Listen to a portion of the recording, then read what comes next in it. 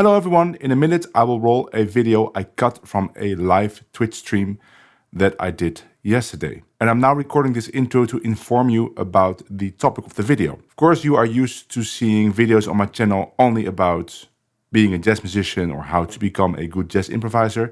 But the video I'm reacting to here is about what it is like to be a YouTube content creator and the problems you might encounter and possible solutions. That is very interesting to me, as I am a YouTube content creator, and I really wanted to share my thoughts on the subject as well. I can understand that you might not be interested in this topic, so I wanted to warn you before we start. However, I do think the video is actually pretty interesting because the view I have on this topic is really from the perspective of a working musician that also does projects and concerts and gigs and teaching outside of YouTube. And I do give a lot of examples from my own practice as a musician. So if that piques your interest, keep watching and let's roll that video. So this is by DSLR Video Shooter, which was a channel I watched a lot of stuff from. I'm not even subscribed, I see now, but when I search for camera stuff, his YouTube channel usually shows up, but I subscribe now, of course.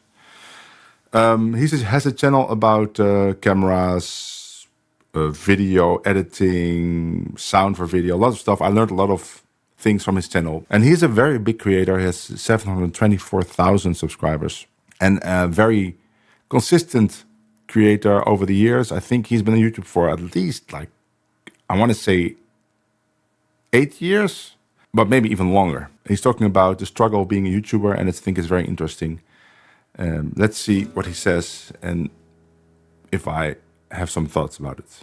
Okay. Hey guys, I'm making this video for fellow YouTubers and as kind of a weird accountability tool because I've got to make some changes when it comes to YouTube. In short, I'm not burned out, and this sounds really crazy to say for the first time on camera, but I just, if I'm honest with you guys, don't want to do this anymore when it comes to YouTube, making these videos, or at the very least, how I've been doing it for the past almost 14 years now. Oddly enough. 14 years, okay. Yeah, I immediately want to say something because this is the feeling I've been having for the past year. I think a little bit longer, maybe December 2022. I also was like, I don't want to be making the videos like I was doing it. And I'll say more about it later because I assume he's going to say more about it. But I was in the exact same stage as he was. But of course, he has 724,000 subscribers. And back then I had like 30,000 or something. So much smaller audience, much smaller channel, but I had the same exact feeling. So I'm curious to see why he had that feeling. And I will share my reasons after.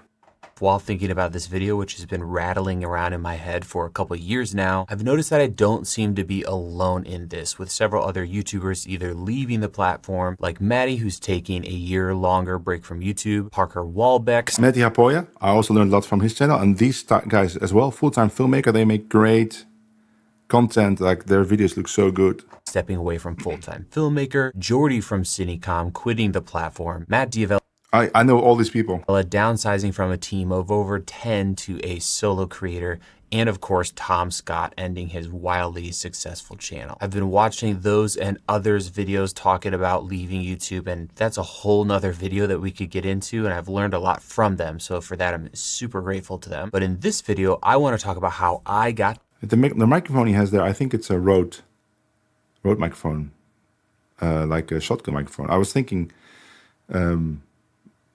maybe I should switch to that as well, because then you won't see this big microphone. But on the other hand, I kind of know I need it close for the guitar. No, I can do that. To this point, and 10 rules I've created for myself going forward to give this another try in a different way. And I hope this video helps those of you who are also YouTubers and is just beneficial in some way, but I just got to get this stuff off my chest and out there, and it's just been something I've been thinking about for a while. So over the last couple of years, I've really come to dislike making videos and putting them here on YouTube. After panic attacks and having lots of therapy and counseling and thinking about all of this, I think there are 3 reasons. I had the feeling of I didn't want to do it anymore for maybe a half year. And also, luckily, I didn't need counseling for it. I wasn't depressed or anything, or panic attacks, man. That sounds very bad. But so yeah, let's continue. Let's see what he says about that. I can pin down as to reasons why I'm in this place. First and foremost, I am not a YouTuber. I am a maker at heart. I started this channel almost 14 years ago, and it's taken me this long to realize that I really am a maker who happened to become a YouTuber. Making things and sharing those made things with people is how I'm wired at my core. I've got to make stuff. It's just the way God made me. And sure, filmmaking and YouTube are a way of making something, right? You're making a video, or you're making a film, you're making an image. There's a lot of making involved, but I have been noticing, or feeling at least, that YouTube kind of throws a wet blanket on that. Instead of getting down to building something and then showing it to people, I'm getting bogged down in the process of showing, lighting, filming, all of the stuff that involves running a channel and a business, and less time on actually making something. That's funny that he says this. So he doesn't feel like a YouTuber. I'm not sure what a YouTuber is, but he's making a distinction between, okay, he doesn't identify as being a YouTuber, he identifies as a creator. He says maker, make things, create things, and he chose to do it on YouTube, but he could be doing it anywhere. That's what I'm basically hearing. So he doesn't feel like a YouTuber. So I always say to people I'm a YouTuber, but maybe it's also a joke because, of course, I'm a musician and I also do stuff outside of YouTube, right? I do gigs, I do concerts, festivals, I teach workshops, I write books. So I could imagine if I would only be doing YouTube, I might also get into this kind of identity crisis. It's only a small part of my identity, I guess, but it does take a lot of time. And we'll get into that later because the way I'm doing it now takes a lot less time. But I guess I'll get the chance to talk about that when he starts talking about his process of making videos. 2 mic setup, 1 shotgun for voice and 1 pencil for guitar. You know what? I have done it in the past, but there's a problem with delay because when I have a microphone, especially one that is very sensitive, like a shotgun or this condenser microphone, then when I play guitar, there will be a double sound from a microphone very close to my guitar, and here, and it will be there will be a what do you call that? It's almost like phasing. It will be delayed, and it's very hard to fix that in post. What does work is 2 dynamics. Yes, right, like you said, 2 dynamics. I have done that, so 2 dynamic microphones. But then what was happening was that I needed to have a 2 mic setup, so I needed the audio card, and that makes everything more complicated. Now, I did find a way to actually have 2 USB microphones. I can do that now. So I could try it. I could do a dynamic microphone here and one there. But here's the other thing. This microphone has something called clip guard, and that basically means that it records a safety track, which is 25 dB lower.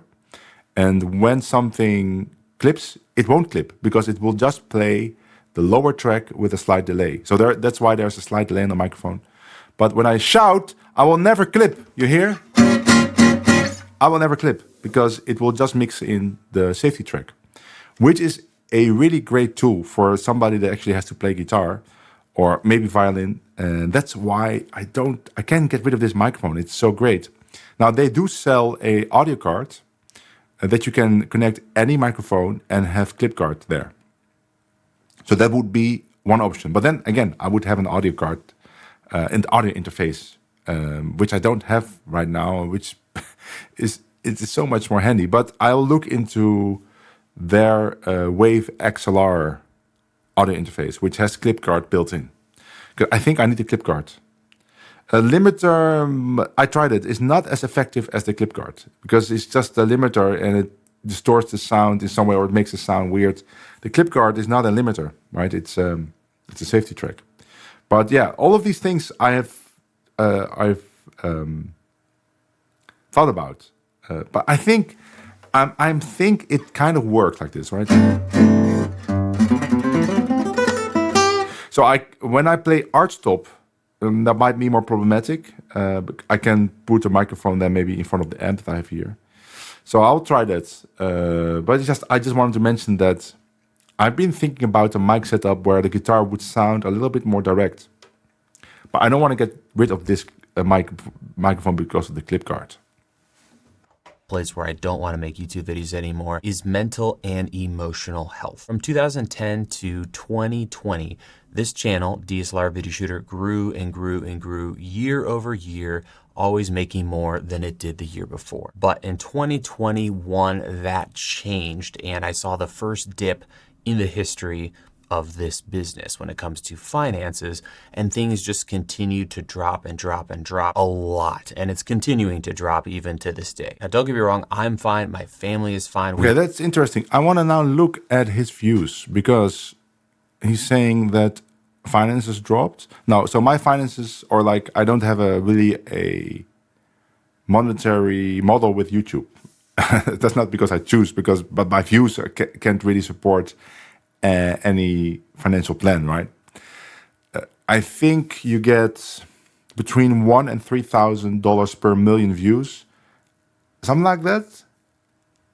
But I think my whole channel has about 4 million views, something. So that would not be a great plan. So obviously I did make money with a YouTube channel, but not something that could support a mortgage or something. So, but he says his finances changed. So now I'm really curious. We have to look at his content. So 71,000 on this one already 3 days ago. Let's see what his, like he said in the good years, what his views were. So about 4 years ago, right? 4 years ago, I see a 240, 330, 2.3 million, 377, 83, 84, 86. So it's, 190, 20. So this was a flop for him.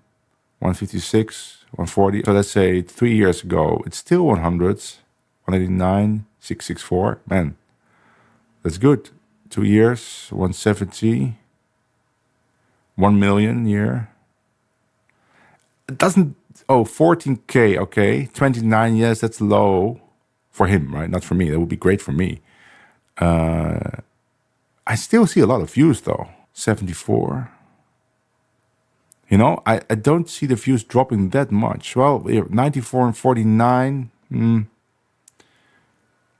I still see a lot of views. So it must be then, it cannot be on the views. It must be then, 34, that's low for him. And now we're 8 months ago. Okay, 33, 2 months ago, 33, that's really not a lot. But it must be then not only the views, but also maybe sponsorships. Maybe he will go get into that. Fine, we're not, in trouble. Like views-wise, it seems okay. For me, so there's no monetary thing in YouTube for me. Like, it got less. I only got more because I'm creating way more videos now. So across all the videos, I'm getting a good amount of views. It's rising. Also, my content is timeless in the sense that, there's no, like his content is really not timeless, because if he reviews a new camera, then 6 months later, that camera will be replaced by another camera, right? Something like that. My content will be good forever, for everyone that wants to learn jazz guitar. But I did notice that the views got worse and worse. And it's very odd, because I don't know why that happens. It must be something with the YouTube algorithm, because the quality of the content was the same or even better, right? Better lighting, better cameras, better sound, better solo, right? So the reason that I felt down on YouTube was not so much because of the monetary thing, but just because nobody seemed to be very interested in what I was making, and it took me a lot of time to make a single video.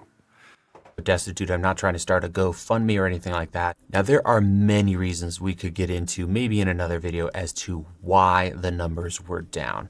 But the point I'm trying to get across here is this is very normal for businesses to ebb and flow, for there to be good years and for there to be bad years. But I just could not seem to shake this sense of dread and so much stress as the business started to decline at this period of time. After several panic attacks and getting some fantastic counseling and therapy, I started to uncover some really wild, interesting stuff. And I'd be curious for those of you who are also content creators or YouTubers, if this is something you've experienced as well. But in short, I had over the years started to tie my identity and value as a person with my business or with this channel. If it did poorly, I was doing poorly. If it was weakening and getting worse, I was weakening and getting worse. This just continued to spiral until it got to a point where I would have, and kind of, if I'm honest, still have a physical reaction when sitting down to film a video.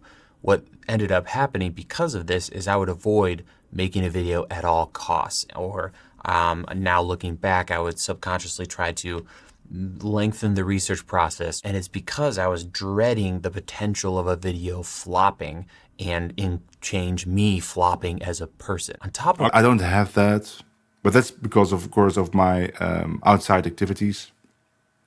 I don't tie any self-worth to a video flopping or not. I just was bummed out when I put a lot of work in it and then it didn't get a lot of views.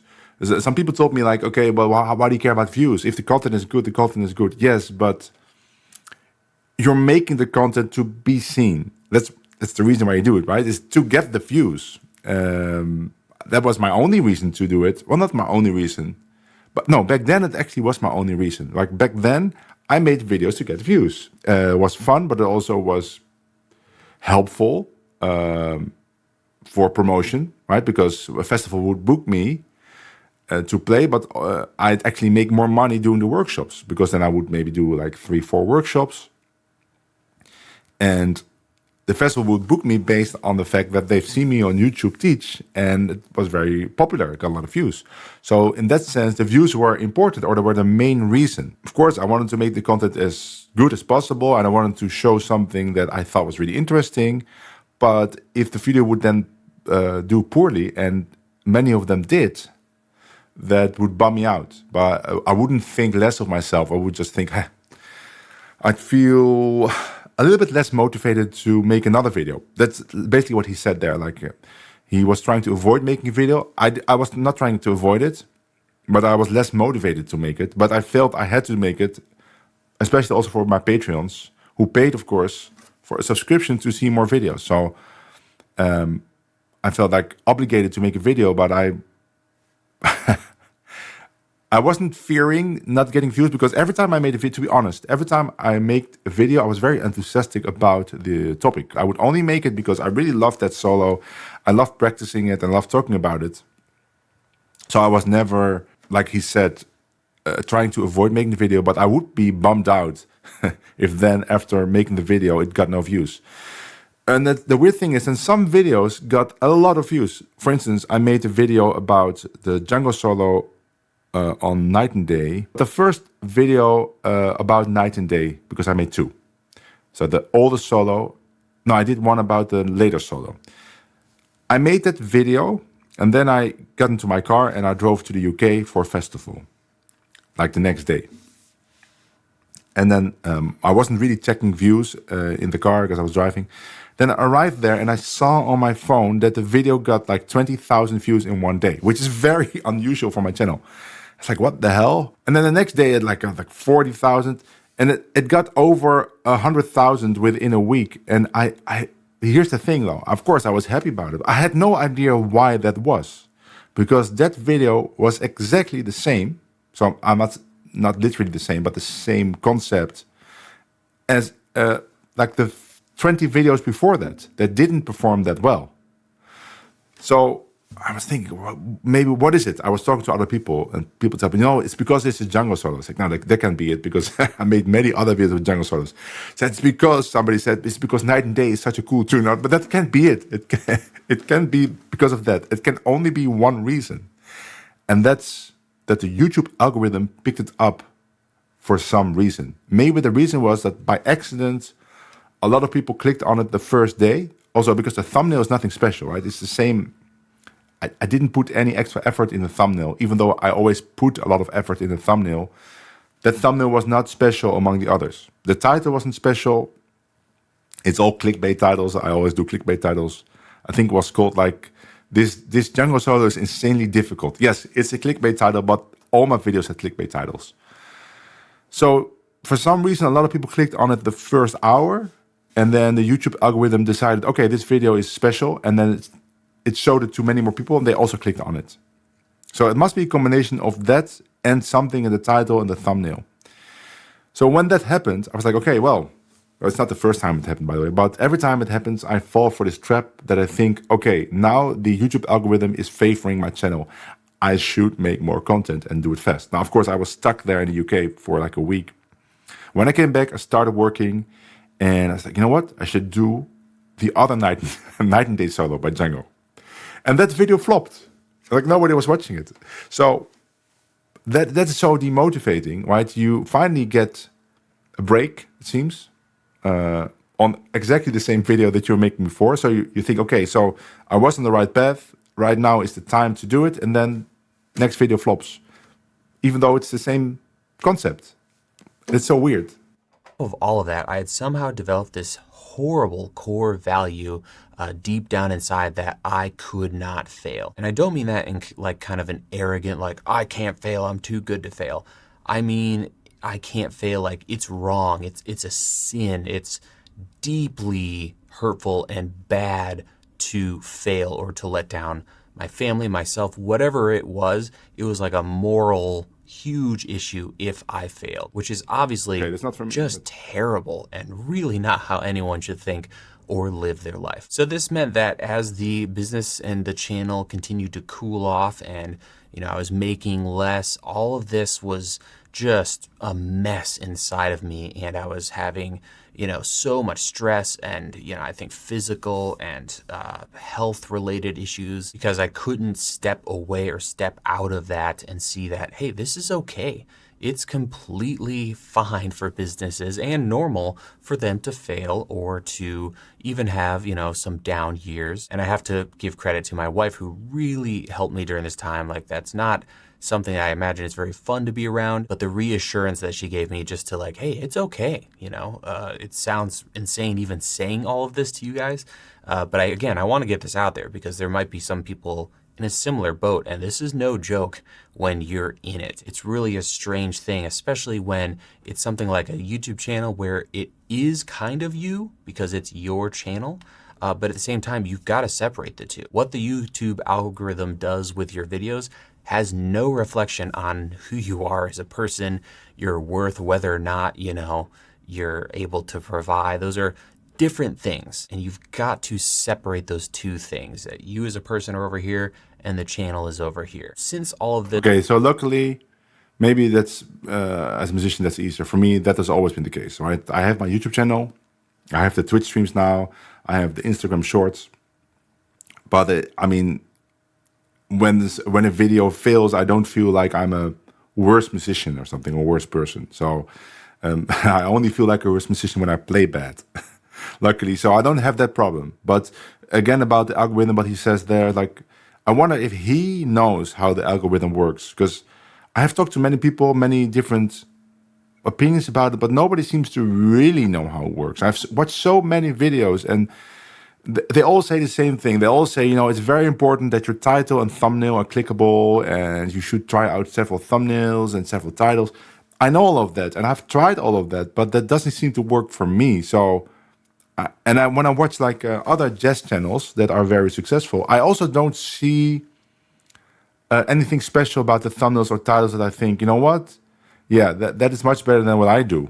But I could be wrong there, right? I could be missing some essential information that I just seem to miss or something. I don't know. This went down and was at its peak, things have gotten much, much better. I still, if I'm honest, really don't want to be doing this in the way that I have been doing this, and that's why this video exists. So in a little bit, we're going to talk about how I'm going to change and just kind of throw this whole thing in the trash and rebuild and rewire my brain. So we'll come to that here in a second. But first, I want to talk about the third reason I think I'm done and really tired of making YouTube videos, and that is I'm just tired of it. At this point, I am 14 years into this job of being a YouTuber. Been in this like seriously, right? I made some videos before, but like seriously since 2018. Yeah. So I'm going into my 6th year now.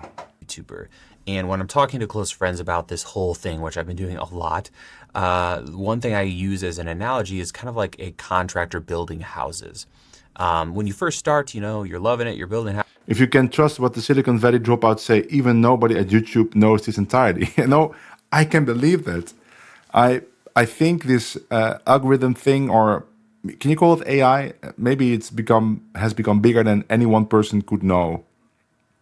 But some people on YouTube, though, seem to know how it works, because every video they make goes viral. Now, I'm not saying those videos don't deserve to be viral, because a lot of them do. Trying Veritasium, that channel. I mean, those videos are all great. But the thing is, if I look at my own channel, I don't understand why some videos get 160,000 views and then the next video gets 900. I don't really understand why, if they are the exact same concept. Houses, you're making money, you're doing your thing. But after a certain point, you kind of develop things you enjoy and things you don't enjoy about something. And when it comes to making a video, if that's a house, you look at your next video that you need to do because it's your job, and you don't want to pour another foundation. You don't want to frame out the whole house. You can see all of the work ahead of you, and you just don't want to do it. Throw in all that other. This is exactly what happened to me.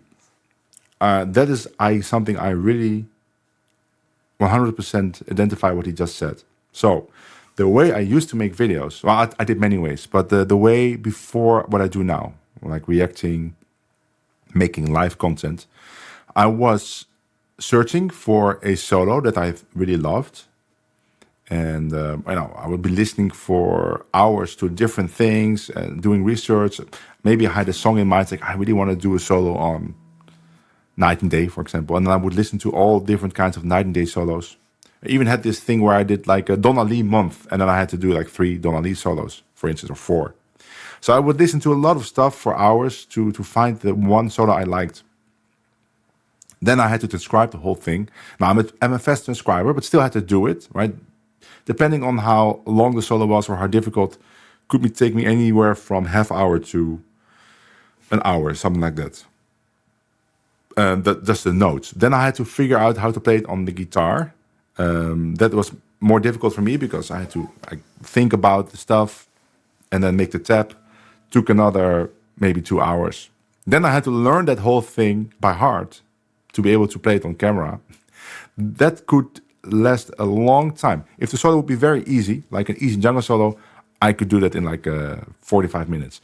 But for instance, I remember this Tenget solo that was so difficult to play on guitar. That took me like 2 days. Like maybe a 3-hour practice on both days, so 6 hours. And then, because I didn't only had to learn to play it physically, technically, but also by heart and also with a certain kind of interpretation. And if you listen back to those videos, you can hear that sometimes it's better than other times. Because some solos were just much harder. And then I had to film it. Now, the filming process was very complicated because the way I did it was I made the backing track, which was very annoying to make the backing tracks. I have to be honest, that was maybe the most annoying part was making the backing tracks. Because I had to program a MIDI bass, and then I had to record rhythm guitars, and then I had to mix that. and then I had to find a way to put it on my ears, so I could record with the backing track, but then also have the camera. So I had many cameras, but I used one camera. So what I did was I put one camera in front of me, and I did a couple of takes. And I put a camera for close-up, and I did a couple of other takes. And did the camera on the left side for my right-hand close-up, and I did a couple of more takes. So I would end up with, 15 takes, until I kind of found out I should have a complete solo that is almost flawless. And then I would look at different tracks I made, and I would probably make a solo, comp solo it's called. So I would take maybe the first A of one take, but then I make a mistake in the second A, so I had to take from another take. So this already took such a long time to make one good take. And then I had to do the multicam edit. So I had to make them together so that the image would switch. I had to do some pans and zoom out. But sometimes it happens that one camera viewpoint was much better than the others. Could be for many reasons, but the take I chose was from another take. And of course, I didn't have a way to really know this because it's very difficult to keep track of all of that. So then I couldn't find a camera that fit the hand. So then what I had to do is I would have to put the camera back and fake that that I would have an image that would go with the audio. You can see this is very annoying to do. That would take me a whole day to just shoot and edit that.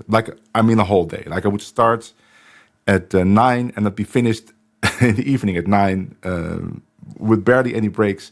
I'd be exhausted after that. And that was only like the first, 2 minutes of the video. Because then I would have to explain the solo. So I would sit down. And this was also very annoying to do. And then talk about the phrases. And I'd make so many mistakes talking, right? I'd make mistakes playing because it's difficult actually to get in the mode of talking to a camera and then also play everything without mistakes. So I have to do it again. Oh, and I had to edit that. It took another 1 or 2 days, depending on how long the solo was, how difficult it was. And then I had to edit that all together, upload it to YouTube, put in all the bumpers, the animations, the text, took also another day. Make the thumbnail, that took hours as well. Man.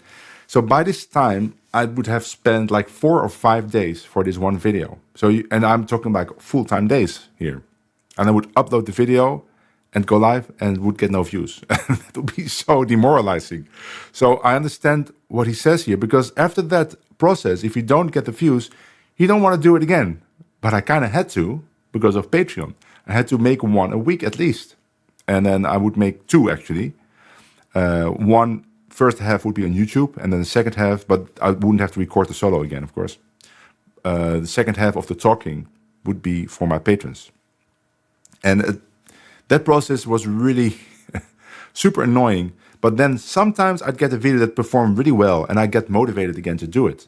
Because every time I would think, okay, so now finally the YouTube algorithm has found my channel and this is working. But then it would drop down again. So that's why I'm not making that kind of content anymore. At least not in that way. Right? I made a video about like someone in love, which is, okay, I wasn't describing the solo, but I did still give concepts to solo, but it was live. So it only took me the time that I was live to record it. And the editing is also fast because it's just a live thing. I just cut out some but that's it. I don't have to do color grading even because I have a lot that is just in my software here. Other fun stuff we already talked about, and you have kind of this mess. And so that's where I'm kind of at, or have been at, is I'm sick of the workflows. I know what I need to do to make a good video or to have a good thumbnail, and I'm just exhausted. I'm tired of it. I'm really over the workflow, the right way to do things. And on top of all of that, this job is really strange and super foreign compared to most jobs. True. In that your input doesn't necessarily equal or equate to equal or higher output. What do I mean by that? If you put, I don't know, a week into a video, that might do nothing. That video might flop, or you could have raging success. Whereas in other industries, you put in a day's work and you sell 5 widgets, you make profit on 5 widgets. So that's one thing that's been very discouraging, is input doesn't equal output, especially when things change, right? If YouTube stayed the same and the same amount of people were on the platform, or shorts didn't exist, I don't know, enter whatever you want excuse-wise here, you could... Yeah, shorts, maybe shorts is the reason maybe that it is more difficult to get a lot of views with long-form content. What the people in the chat feel anything about that? Because to be honest, I also enjoy watching shorts a lot. I still like the long-form content, but I consume many more shorts in the same time. So when you're on a shorts kick, right, you watch one short after another. Maybe shorts is the reason why long-form content has become more difficult to gain traction with. But what he says here was basically what I was saying, right? The work you put in, you have no guarantee that the output or the results that you will get from it, for him it's monetarily, but for me it would be views-wise.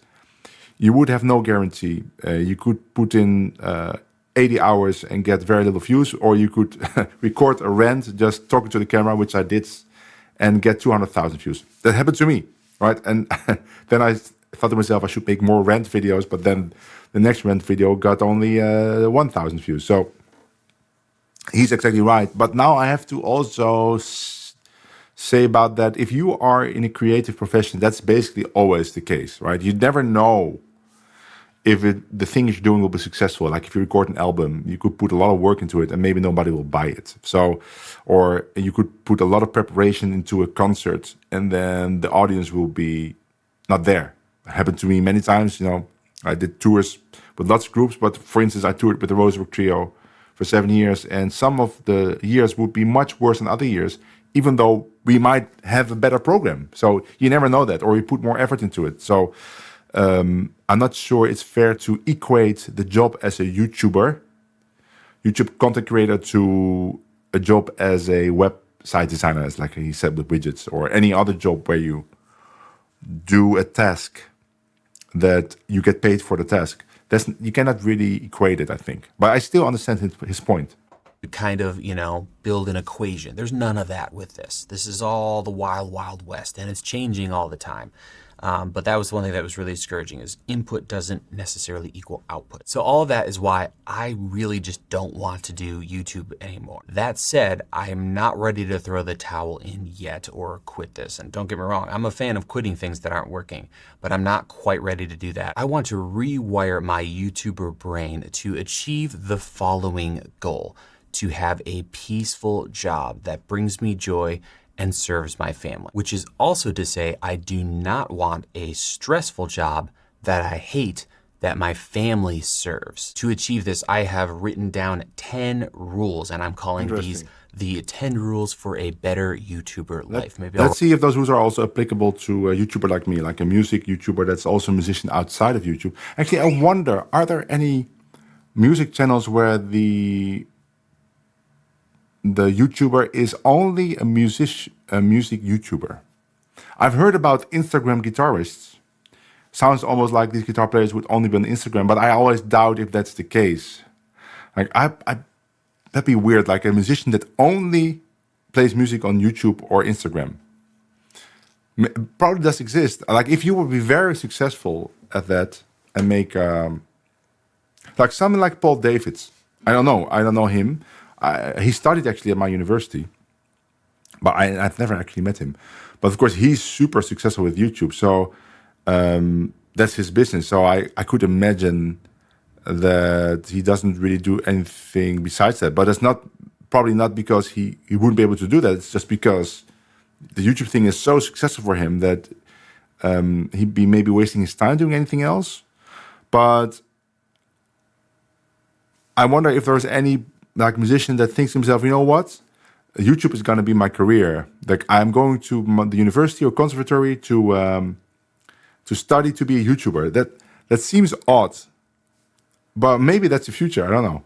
I like YouTube for videos, not for shorts, because I use it mostly for niche interests. But overall, most people use it for entertainment mostly, I guess. So shorts are what the TikTok, Insta way of internet entertainment style is now at. Yeah, that's true. But I have to also, I'm also guilty of that.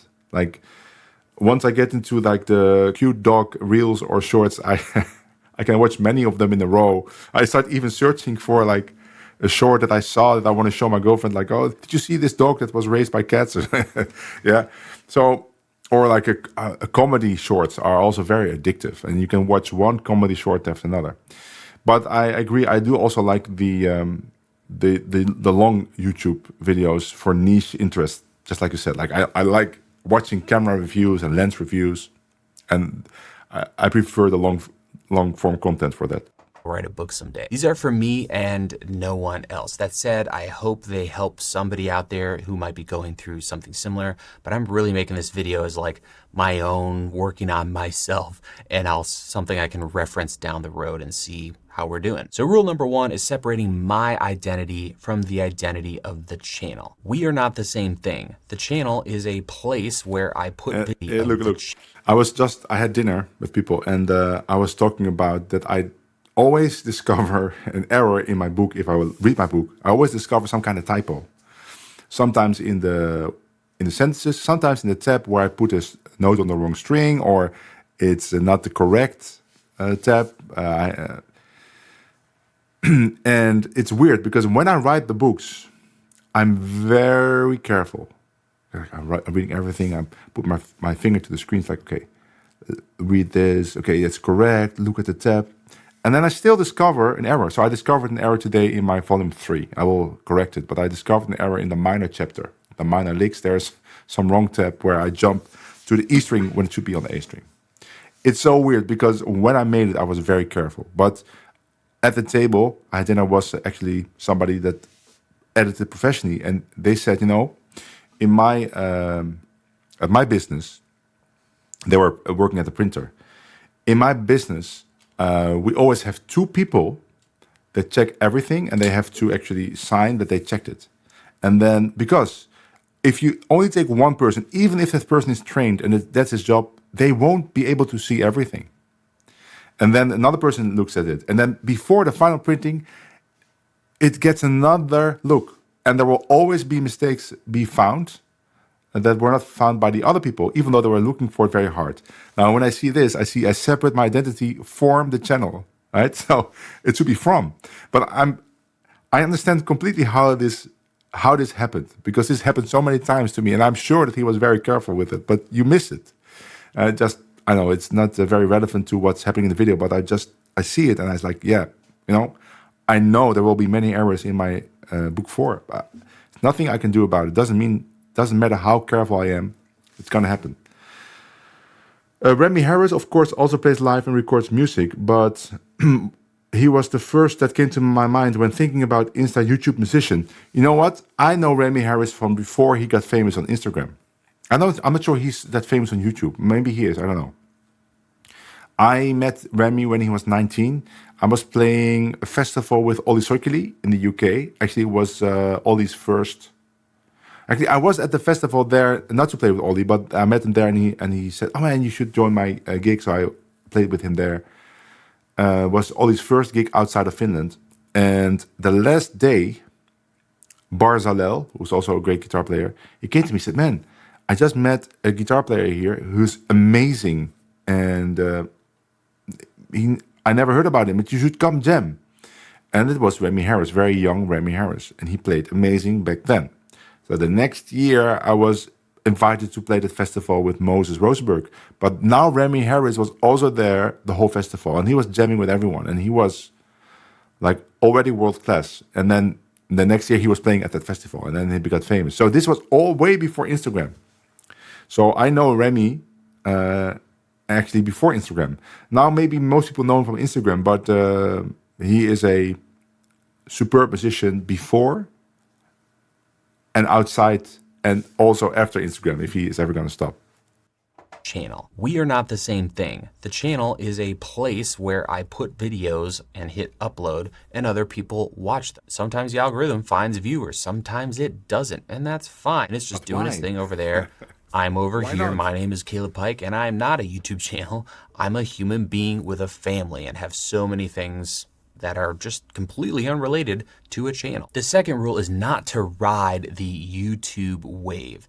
If you've been in this game or this job, you will have at least heard of, if not come across in your own career, this thing called the wave, where the algorithm finds viewers for you, and now you have suddenly an influx of audience and views. And traditionally, what you should do when that happens is that's the grind. That's when you saddle up, you settle in, and you crank out content that is working for the viewer or viewers. You can look at any YouTuber, go to their videos, choose sort by popular, and you're often going to find a period of time where they were on the wave. What I'm saying right now is don't play that game. Don't get on the, if you get on the wave, wonderful. Enjoy the ride, but don't strive to stay on that wave, because it is going to take a toll.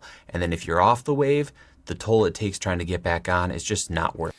Oh man, I wish I was ever on the wave, because I think I've ever been on the wave for like 1 or 2 videos. I've never been on the wave for longer than that. So I'm completely used to a wave picking me up and dropping me like 10 feet later. So I understand though what he means. It's very discouraging to make a video that gets a lot of views and then in the next video. So maybe in a wave that maybe it's 10 videos, but for me it was always only like 1 or 2 videos. The next video almost gets no views compared to the video before. That's very discouraging. So he says, don't get attached to the wave. And that's a good advice, but that's very hard to do, man. Worth it. So if I have a video that completely blows up, that's great. I'm going to celebrate and it's going to be wonderful, but I'm not going to try to ride any waves going forward. I'm not going to try to change my content schedule or the type of content I'm making to keep that wave going. So that's number 2. Yeah, but how are you going to do that though? Because, I mean, yeah, obviously you're not going to change the content you're making because that got you on the wave. You will still be stuck in the trap of making the same kind of content and hoping for the similar results. Maybe it's more expectation management. It's like just don't expect the wave to be there for your next video. And that is probably wise advice. But again, in practice, probably very, very hard to do. Number 3 is going to be follow a simple thumbnail workflow. Yes, this sounds hallelujah. ridiculous. This is obviously very specific, but it's for me. I often really struggle with thumbnails. And what I mean by that is I know what thumbnails will often do well, but then I'll spend a ton of time freaking out and emotional space or mental space freaking out over that thumbnail. Will it really be the right thumbnail? Should I try this other one or this one or this one? And I waste all this emotional mental energy on this. And then the video goes up and maybe the video there weren't a lot of viewers for that video and it flops. And now I'm spending time freaking out. Oh, I should have done this. Should I change it? Should I do this? Should I do that? Going forward, I'm just going to stick to the workflow that I've developed. It's very simple. It doesn't take a lot of time. And I'm just going to run with that. And I'm not going to waste any time. Double, triple, second guessing myself on all of that before or after the video goes up. So that's rule number 3. Follow the thumbnail plan and don't waste any time. If it does well, wonderful. If it doesn't, who cares? Just move. That's great advice. And I have adopted the same thing. So I just looked at Esmond Gold's thumbnails and he has the same thumbnail. He has he's reacting to a video. You see a still from that video. And then he has a face that goes like, or like, I took some photos of my face doing stuff like that. And I just copy basically what Esmond Gold does. And because I already discovered, like, it doesn't really matter how much work I put into the thumbnail. Because I used to do a lot of work. It could take me like a couple of hours to come up with a thumbnail, but I don't do it anymore because I think it's better to just have a lot of content. That's my new strategy, is just put out a lot of content. Like I read here that Remy Harris put out many, many shorts. Yes, but me too, right? I didn't put a short today or yesterday, but it's because my content is, I don't have any more content to make shorts of. So, but after today, I will. So my new strategy is, it's basically like Esmond Gold. If you don't know Esmond Gold, he's a very popular streamer, very enjoyable videos to watch. I'm just putting out video after video after video and just smash the algorithm. It's like, okay, you don't want to put me on the wave. I'm just gonna drown you in surfers, and one of them has to catch the wave. That's my new strategy. And so I don't even want to spend a lot of time on the thumbnail. It just has to be clear what the video is about. Maybe some like joke in the thumbnail or some clarification, but doesn't take me doesn't take a lot of time. Right now, I can make a thumbnail in probably 10 minutes, 10 to 15 minutes, which is a great improvement over like the 2 to 3 to 4 hours it used to take me, because I had to come up with something, I had to make a new photo, do a lot of Photoshop, remove the background, do a color correction, find artwork. No more of that. I have a huge folder also already with like assets I can use, and it's very quick and easy to make a thumbnail. And for a short, you don't have to make a thumbnail. That's also great. Move on with your life and be happier. Rule number 4 is going to go against everything in your entrepreneurial, businessy kind of brain, and that is not to scale. I do not want to scale this beyond what it is. If anything, I want to bring things down, scale back down, get leaner, tighter, less in general. This means not hiring a bunch of people. This means not getting bigger, gianter spaces. This means not trying to blow this up into a, no offense, but Linus Tech Tips level beast. I want to keep this lean. I want to keep this simple, and I want to keep it more enjoyable and more joy-filled. I don't want to build something that I have to have my family serve. I want it to serve my family, going back to that goal. And I want it to bring me joy, and I want to enjoy it. And often when you scale things up, you start doing less of what you love, and you're now managing and stressing this giant thing. So even though there might be more income and all of these wonderful things, you're just not gonna be as happy, or you're not gonna have as much joy or even opportunity or room to explore the things. So I just don't wanna go down that road. So for me, no more scaling or no scaling. If anything, descaling, shrinking, leaning up. Rule number 5. Yes, very good. So for me, of course, I don't have this like employees, but for me, the same way in the sense like I'm scaling down the amount of production I have to do to put out a video. So, and that is making me much happier, or I find it very enjoyable to stream. It's just fun doing this spontaneous thing. And yeah, I also enjoy playing much more in a stream, like with a back, even though it sounds like crap, you know, like coming a backtrack from this, and sometimes the sound is not the best like this, or I make some mistakes. It's so much more enjoyable to play like this. So I scale down in that sense, like less production effort, but still quality content. I still want to make good content, right? Don't get me wrong. I need to make my videos, not to make good videos. So if you've hung out with enough YouTubers, you'll often hear the phrase, ooh, that would be a good video. Right. I'm done with that. I want to make my videos. I want to make videos I'm excited about, or I'm interested in, or I think people would really enjoy. I don't want to make a... Why would it be a good video? Because you think people would enjoy it, so you get a lot of clicks. But I know what he says though. Don't just make a video because somebody thinks it could go viral. That would be my way of saying it. It's like, you should make this video because that would make a good viral video, or that could go viral. Sometimes I still have that idea, but I also am on that path right now. I just make content that I find enjoyable to make. A good video. So I don't want to make videos that I'm not interested in just because they're good.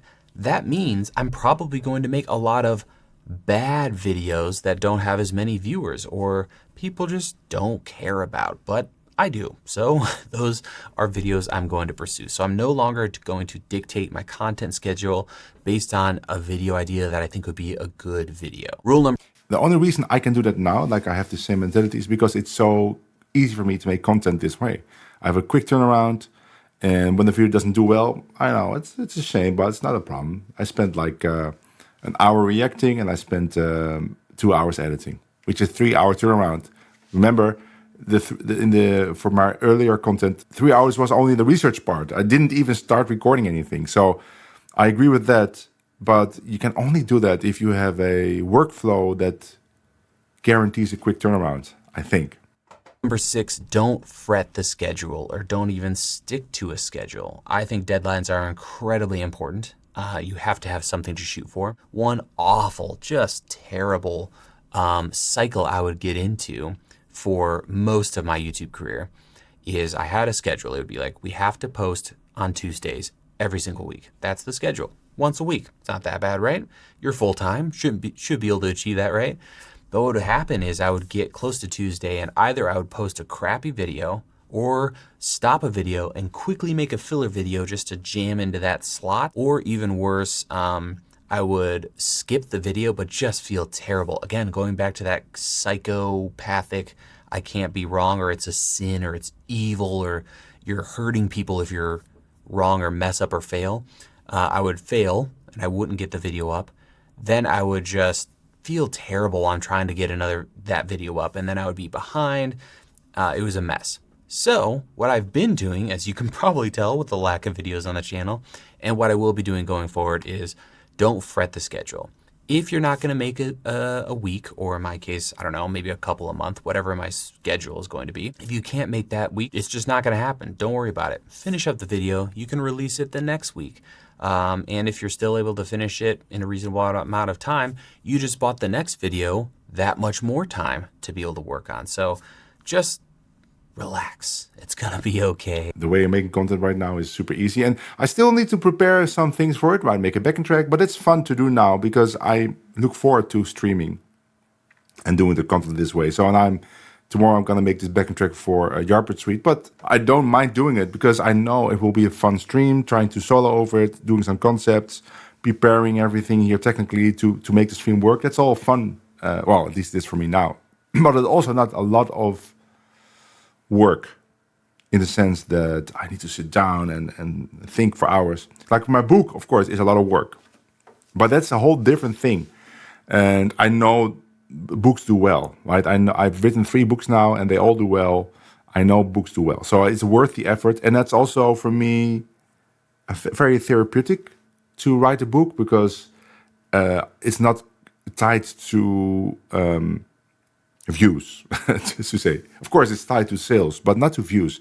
And that's good because the view thing is kind of irritating because you want to get a high number of views, but I also realize that a lot of those views are not quality views, right? Like people that are really interested in the content, they might only watch the first 3 minutes. So sometimes maybe you only get 1,000 views or I get 1,000 views, but maybe they're all quality views.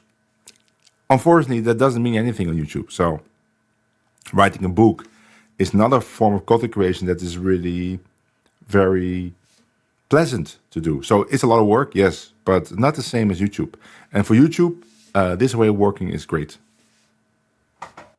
Again, we're not playing that wave game, so just make videos, release. Yes, Yarpert Suite. Yes, David Schenkelman, I'm going to take your suggestion. And you said it's a tricky tune, but I'm going to show you it's not tricky at all. It's pretty easy. Well, not easy, but it's not. I think Like Someone in Love is a lot harder, to be honest. So I'll now put the pressure on myself, but I think it's very doable. Them, move on with your life, have a good time. So that's rule number 6, don't fret the schedule. Rule number 7 is to ignore the algorithm race. This kind of goes back to don't ride the YouTube wave, but I'm not going to waste any mental, emotional time on the whole, what's the algorithm doing? Is it watch time? Oh, is it views? Is it click-through rate? What is it? Tell me what it is. I'm done with that. I'm going to make videos. I'm going to put them on a website, youtube.com, and move on. I'm not going to watch all those videos that are an hour long promising answers and they never do anything for you. Right. I'm done with that stuff. Rule number... Yes, man. I've watched so many videos about the algorithm and nothing works. I agree with him and I already stopped checking statistics on my videos in that way. Like viewer retention, like male versus female, what time did you post? I know there's a bunch of things you can look up. I like the YouTube statistics within the content creator app. It's called the YouTube Studio. Is so involved that you can like choose so many variables to check. Man, you go crazy and nothing works. Nothing has worked for me. So I already, like you said, I gave up on that a while ago. I just upload the video, and if it does well, I'm very happy. If it doesn't do well, I'm a little bit bummed out. But even that is not the case for me anymore because I just make so much content that I don't really care. I just make a video every day almost, and sometimes a couple a day. I don't care about that anymore. I just upload videos that I think are fun or good or some kind of emotion, right? Funny or something, or thoughtful. You know, I just upload it because I enjoyed myself. And when I only just get one comment, people saying, I mean, I like this type of content, very enjoyable, I'm already happy because then I know that I was right in my assessment. This type of content is enjoyable, at least for some people. And I also realized that most of my subscribers are, of course, there to have a connection to my older content. So it's me showing a solo. Maybe David Schenkelman, even you mentioned something like that, right? So like you're there for that kind of content, like me showing you solo, showing some cool phrases, some concepts. And I appreciate all of those subscribers. But I also know I'm now getting maybe new subscribers that come for the reaction content or for the shorts or just for the live playing, something that I've done before. And that takes time. That transition takes time because some people that used to like my content won't like the new content and they might not view it or maybe they might unsubscribe. Some people discover, hey, I like the new content as well. So that's good because they can enjoy the older style content and the new content. But I will also now get people that didn't like the older content, but like this type of content. And I hope that group is bigger than the group that liked my older content because that group wasn't that big. So that's my hope. It's funny. I remember when I used to watch the old stuff a lot. I actually liked a couple of reaction videos you had a lot. But now we have the older content in the short form videos and books. Oh yeah, so you watched my older reaction videos, right? The one that I react to Rick Beato and stuff. Yeah, I watched one of them also this week because somebody in my Discord, somebody on YouTube commented that he discovered that video recently and he really liked it. It's like I watched it again. I was like, yeah, it's cool. But you say, but now we have the older content in the short form videos and books. Yes, right. So especially in the books, that's right. I actually didn't even think of it in that way, but you're exactly right. Like all the phrases that I described, they are either in those little shorts, the Bebop shorts, for instance, but that's really just a small outtake of what will be in the book. Now I put all of that effort in the book, and that has a bigger return on investment for me for several reasons. Well, first of all, I can sell it, and the price is pretty high if you compare it to any other jazz book. But that is because there's a Discord and there's a connection with the writer, with me. And so when you buy the book, you're also in my Discord, and I have a community there, and it's a lot of fun, and I can create content for the community. So the book has many more rewards actually than that same content on YouTube, where you only get views, but you don't know who's viewing it. You don't know what they do with the content. With my books, I can see people practice it and they ask me questions about it. And that inspires me to make more content. And it inspires me to think about what I'm teaching and refine it. So I really like the way you phrased that, David. That's also the way I'm going to phrase it. Like the older form content is still there, but it's in the form of books. And I've planned 10 books. So there will be lots of stuff. And if you reach the highest level in a book, well, you already did it once. You get the next book for free. So Gilles has now reached it. So he will get my Bebop book for free. But I'm suspecting that the real Double Whiskey wants the book after that for free, which will be a Django in the 40s, 50s. So maybe he's waiting to reach the Jazz Super Grandmaster to get that book for free, which is a smart thing to do.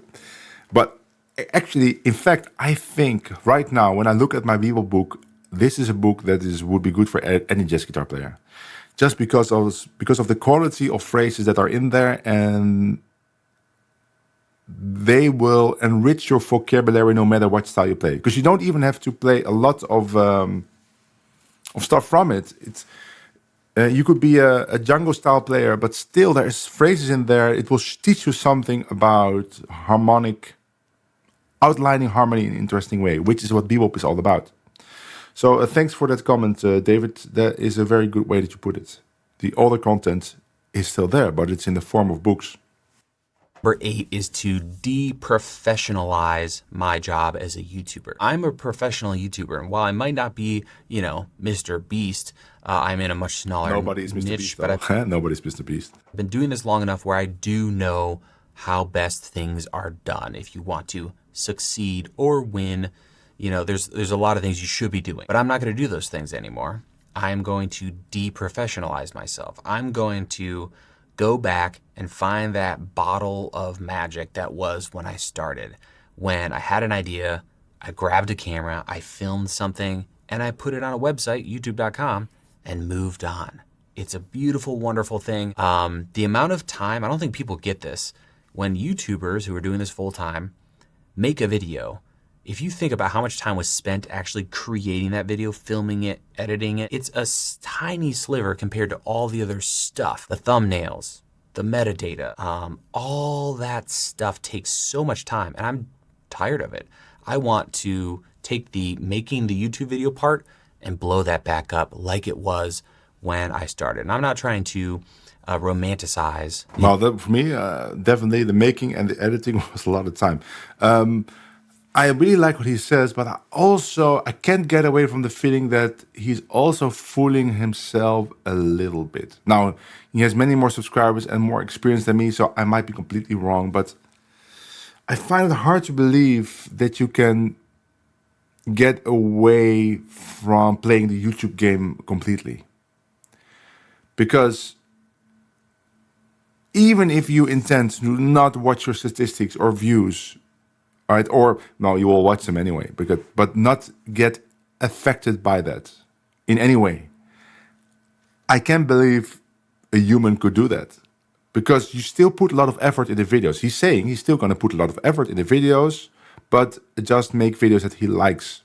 But if you put effort into a product, you want the product to be appreciated. That's just how humans work, right? It's very difficult for me to imagine that you could detach yourself so much from the product that you don't care about the appreciation of it. Like, you're so happy with the product itself that you don't care if everybody hates it. I find it very hard to believe you could do that. Maybe you could fool yourself into doing it for a little while, but I mean, let's say, let's bring it back to music. Let's say you make an album, right? Or a video where you play something, right? And you put a lot of effort into it. You had to mix really well, nice studio, good microphones, great arrangements, and you rehearsed a lot, and you put out this great sounding, at least you think so, album or video, right? And then why are you doing it? You're doing it because you hope people will enjoy listening to it, and you hope that the right people will listen to it that can book you for a gig, right, or a festival. And if you go to the festival, it will enable you to make new connections there, maybe meet new musicians, have a great time. If all of that doesn't happen, right? If nobody seems to appreciate your work there, or even tells you, like, I really like that arrangement, you're gonna be very unhappy with that. I don't think you could. Maybe I'm wrong, but it seems to be a very obvious thing to me. So he says, like, I'm not going to care about if it's appreciated. Basically, that's what he's saying, if I understand it correctly.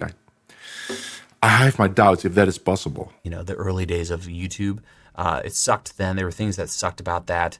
But I do want to get back to that joy part of it of, oh man, I'm really excited about this. Let's shoot a video and then let's upload it. Let's not go through all okay, time to create the tags, time to do all the stuff that takes so much time. I'm deprofessionalizing it. I'm not going to be doing that stuff. Rule number 9 is to make stuff. This is super tailored to me, but I have discovered that if I'm not making something, I'm just slowly dying. For better or for worse, that's just the way it is with Caleb Pike. So going forward on the YouTube channel, you may have noticed this the last year or so, I've got to make stuff. So we're going to be making stuff. We're going to be getting back to builds. That means less reviews. I'm not saying I'm not going to do any reviews, but that means definitely less reviews and more building and creating things. And some of that's going to be selling it to you because I'm going to be making it. Other times it's just going to be doing crazy desk setups. Like this whole desk, everything's about to change. We're going to build something insane. I got to make stuff. That's a big thing for me. And I'm making this a rule because I don't want to go back to making videos for people that aren't me, or just doing something I don't want to do and it's just slowly killing me inside. So we're going to be making stuff. The 10th rule. Yeah, and somebody says, but he's basically just saying he doesn't want to make content anymore that is not connected to what he wants to make, which I understand. I don't think I've ever done that. Did I make videos, YouTube videos that I didn't want to make? Well, at one point I didn't want to make the transcription videos anymore, and I still did it. Yeah, well, maybe that's the same thing, right? Because I still did it because I was kind of caught in this loop or in this trap of thinking that I had to make that kind of content because people expected it. I think that's what he means, because I suspect that the first time he did a review video, or maybe the first 10 times, he enjoyed it. He enjoyed getting that product and then reviewing it. But then after a while, people expected him to make reviews of new products. They kept sending him products, or maybe they offered him a nice amount of money to do it, and he was hating to do it. But he was kind of stuck also because he realized that many people actually came to his channel to watch the reviews. Yeah, I can see that. And he wants to get away from it and just make content he enjoys making. In his case, that would be making things like builds, stuff. Yeah, I can see that. Right now, I really enjoy the streaming content, but the streaming content is, as I call it, variety, right? It's not only one thing. It's not only reacting. It's not only even reacting to one kind of video, because now I'm reacting to a video about YouTube, which has nothing to do with music. It could be many things. I could have guests. I could have a podcast. I did have a podcast, actually, on my channel episode. I could show how to play a certain thing. I could talk about a concept. I could talk about a Discord discussion. I could talk about harmony. I could talk about a festival I went to. For instance, yesterday I played at Django Amsterdam. I don't think it's worth talking about in my YouTube videos, but I could bring a camera next time and film it. Something like that, right? I could do a vlog style, although I could see that be a lot of work, editing and stuff. So streaming I enjoy, but it's still a variety of content that could come out of it. It's like the people who claim they don't care about what people think about their music and they only do it for themselves. And at the core, of course, there may be some truth to it, but if you play live, you want people to be entertained, because why play live then at all? Exactly, that's what I mean. That's what I mean. It reminds me the way you phrase it, as people, I said it actually earlier in this video, like people telling me, like, why do you care so much about views, right? Don't you just care about making a great video? Yes, but then I say, okay, but why are you making a video at all if it's not for views? What is the point of the video if nobody's watching it? Is it still a video if nobody watches it? It's like if a tree falls in the forest and nobody hears it, is there to hear it, does it still make a sound? Like if you make a video on YouTube and nobody watches it, is it still is the video still there? It isn't, right? Because the only people that watch it is you, and you again the next day, and maybe your wife and your mother, right? So that's not worth the effort of making the video. Now, I know some people that just upload videos for archival reasons for themselves. Like we have this one person in the Discord, Gabriel. He has a channel where he uploads his practicing every day, like 2 hours of practicing. But it's for archival reasons. So like 3 years in the future, he can look back 3 years and look at his improvement. I think that's a great idea. Also, it's not a lot of effort in the sense that you don't have to edit. You just have to film yourself and upload it. But if you put a lot of effort into it, then you want to be appreciated, I think. So yeah, in your case, yeah, if you play live and nobody seems to appreciate it, why are you playing live at all? Then you're just playing live to play live, to do the activity. Well, why is it public then? I'm sure he likes the video to be watched. Maybe, I don't know. Hey, well, let's put it like this. I don't think he's seeking any like viral channel, but you never know. Some people might find it and find it interesting. I actually think it's pretty helpful to watch it a little bit, to see how somebody else practices. So that's what he posted in the Discord also. I think, and I actually enjoyed watching it. Of course, he's practicing my content, so it's enjoyable for me to see. But yeah, it gave me some ideas also for new content, for instance. Is that no matter what, work serves the family. The channel serves my family, not the other way around. So this, for me, a long time has already meant 9 to 5, 5 days a week. I've been sticking with that for a long time, but now I'm going to be blowing that up even more. Less time in the office, more time off, more vacation time. If I get that feeling, you ever had that feeling when you're like, oh, you know, I'm with family right now, but I need to get back to the office, or I should take, lunch to work, or whatever it is. I want to stop that. I want to completely eliminate that. And the more you do it, if you're freaked out by that concept, or like, why would I take more time off? The more you do it, the more you really realize that none of this matters. This website, it doesn't matter. At your deathbed, are you going to look back and think, man, I'm glad I worked however many hours a week, or I didn't take those vacation days? No, you're going to remember the time you got snowed in and you built a snowman with your kids, or the trip you guys went on. None of this stuff is going to fulfill you in any kind of deep, meaningful manner at the end of your life or in eternity, or it just doesn't matter. And if you don't, in that sense, nothing matters. Except for, like, in your own head maybe it matters, but except for making something that outlasts you, like a book, for instance, but even your YouTube videos might outlast you, and you might put something out there that's really of value. Now, I don't have his schedule thing, like from 9 to 5. I work a lot. That's obvious, I think, to many people, right? I have a huge amount of output, but I enjoy it. I enjoy it a lot because I enjoy being busy with music. It seems almost like he's saying that he doesn't really enjoy. Well, he actually said that he doesn't enjoy making a video in the YouTube videos the way he's making it now. So he's trying to get back to a way that is enjoyable to him.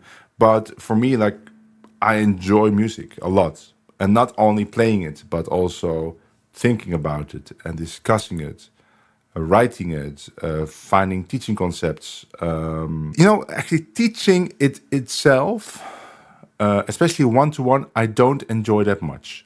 Unless the student is really good. Then I enjoy it. Because then I get something back. I throw something out there and I immediately, I do a serve and I get a return. I like that. I don't like just serving all the time, getting no returns, and then having to slow my serve to a really slow speed and then still not getting a return. That happens a lot, of course, when teaching one-to-one. That I don't like. I do like teaching a group, though, because then I can be more general and I'm not dependent on one person to get everything I'm saying. So that's one thing I don't really like in music. But all the other things I like. You know what I also don't like? I don't like cold calling to get a gig. I don't like that. I've never liked it. There was a time I had to do it. Not too much though, because I always had manager and agency. I don't have that now anymore. I let all of that go. Ironically, because of YouTube.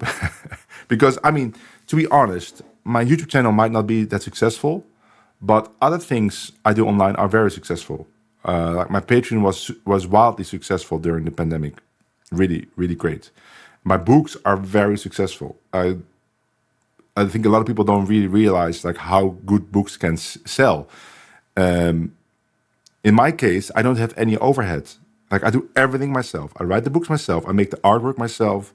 I do the editing myself. I do the layout myself. So I have €0 overhead. Like zero. So all the sales I make, it's like a 100% profit, except for when I print the books. But okay, there's not a lot that. Now, I'm very curious about the fact that some people or many people that buy my book don't go to the Discord. I don't really get that. But okay, I don't know. Maybe they buy my book and they don't look in it. That might happen. But if they go to my Discord, they will discover a whole world there and like community. So why was I saying this? I don't remember why I was saying this. It's a tangent, maybe. No, I was actually. I think I said it because I just said that I enjoy working a lot. I do enjoy working a lot, but I also enjoy like hanging out, just going out to dinner, playing video games. I know. I always say to people I'm lazy, and they never believe it. I say you are lazy. How can you be lazy? You have so much output. Yes, but I'm lazy in the sense that I don't feel obligated to do anything that I don't like to do. Of course, I'm in the position that I don't have to do it. But also, I never felt this really, right? At one point, you kind of have to do it because to make a living. But that's a very good motivation. But let's say I don't feel obligated, like, okay, I need to finish the book by this deadline because I promised it. I never feel that. Like, okay, I give a deadline, but then I just make the deadline because I enjoyed working on it, not because I need to make the deadline. I might sometimes say that, but to be honest, every minute I've been working on the book so far was pretty enjoyable. And every minute I worked on my YouTube channel in the last month was super enjoyable. It wasn't like that before, right? It wasn't enjoyable, but I was stuck in that format. I didn't know how to get out of it because I didn't know what format I wanted to go into. So like the last 2-3 months were super enjoyable as a content creator. I'm very happy about that. On one hand, whatever job you choose is work at the end of the day, and sure, it will get boring with some parts, true. But also, you spend most of your time working, and that ends up being probably your biggest contribution to the world. Yeah, that is true. I think there's estimates for that, especially in the US. Like he's also in the US, of course. You're also in the US, I think. Working is such a big part there of I want to say culture almost. Like I've seen these shorts of like French people versus American people, and the French guy goes like, "I'm on my lunch break for an hour now, and no calls, nothing." And then the American guy is, "Okay, I have to have life-threatening surgery, but I'll keep my mobile phone on so my boss can reach me." It's like these contrasts, but there is a sense of truth in that. Like in the Netherlands, for most people that have a day job, when they leave the office, that's it. They leave their work behind. There's no more calls after work hours.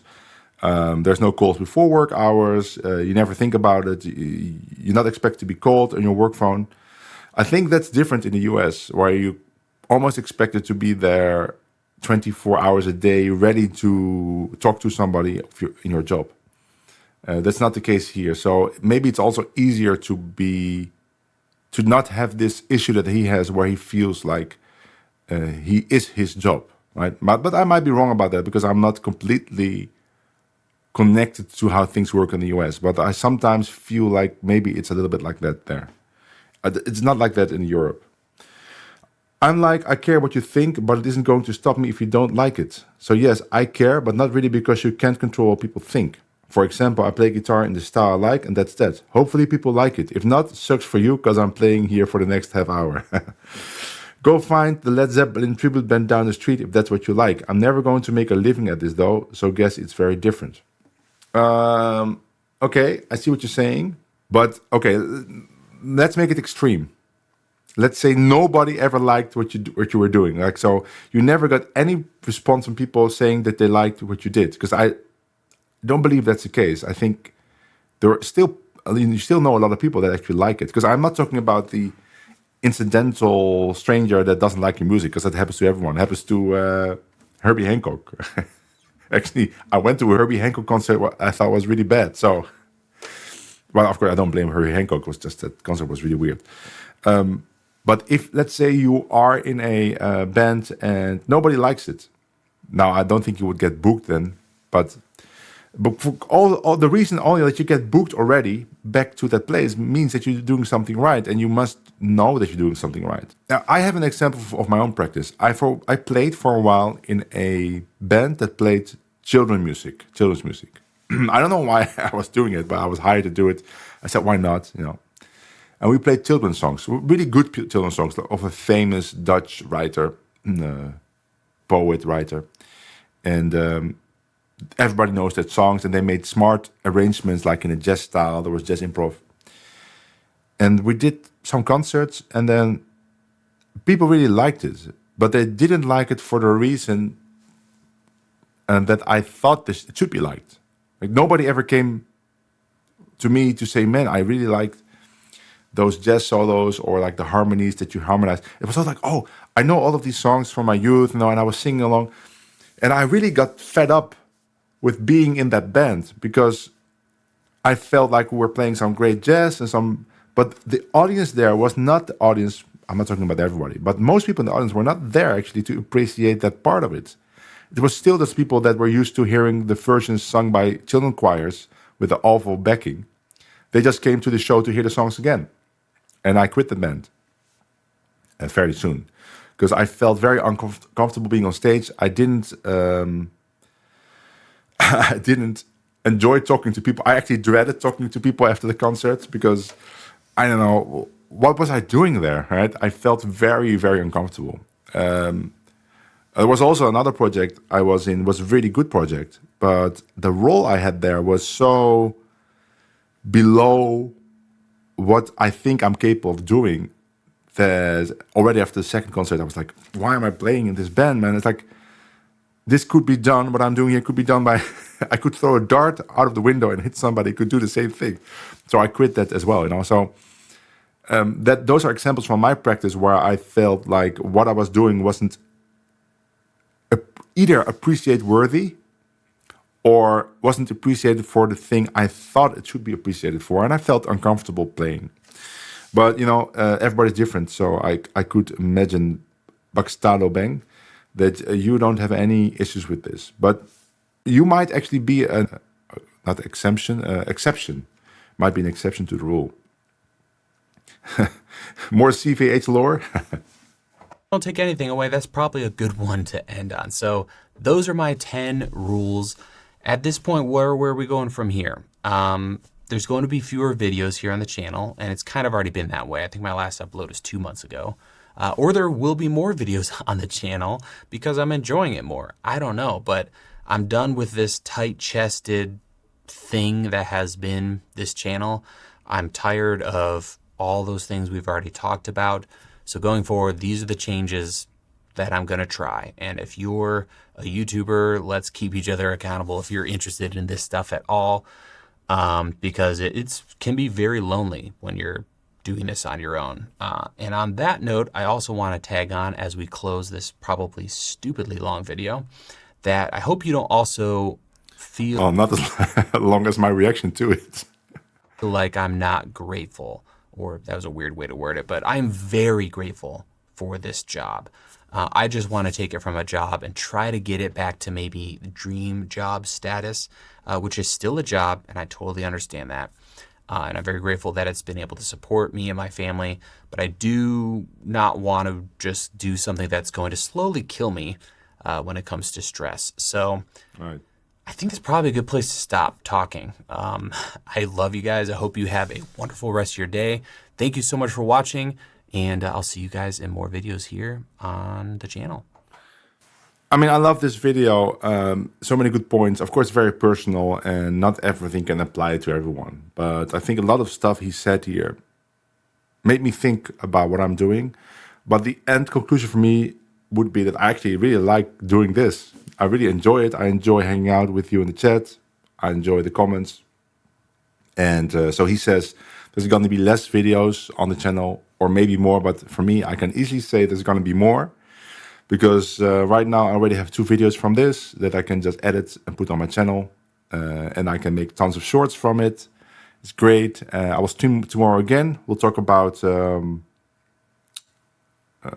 David Sankerman's suggestion of Yarborough Street. Maybe the day after. It depends a little bit on how much time I have tomorrow to make the backing track. I have to also work a little bit on my book. So, yeah. Thanks for the video, Caleb. Pike, I want to say I have enjoyed, if you ever watch this video, I have enjoyed your videos over the years. And I look forward to seeing your new direction. For the people that don't know me in my chat or in YouTube, if you watch it, I don't think he needs me to point you to his channel, but it's called DSLR Video Shooter. If you have any interest in cameras, lenses, or making videos, or anything in that realm of subjects, then check out this channel. Give it a like, subscribe. I know he doesn't really care about it anymore, but still nice to do. If you're don't want to subscribe to him, and you're not subscribed to me, then maybe you could subscribe to me if you want to. But you don't have to. I hope you enjoyed watching the video, and I'll see you in the next video.